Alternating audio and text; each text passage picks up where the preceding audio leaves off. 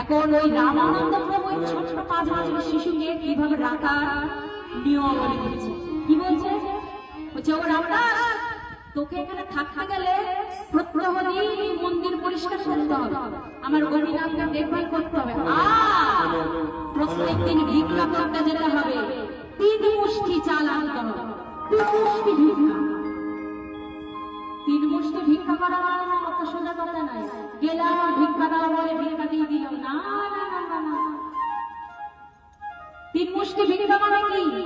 3 মুষ্টি ভিক্ষা হলো গেরুয়া বসন করা থাকবে, তুমি রাস্তা দিয়ে হাঁটবে, তোমাকে দেখে 3 বাড়ি 3 মা 3 মুঠো চাল দেবে, সেই 3 মুষ্টি চাল তোমাকে এনে দিতে হবে। এটা হলো 3 মুষ্টি চাল। সেই 3 মুষ্টি চাল আনবি, আমি মহাপ্রভুর ভক্ত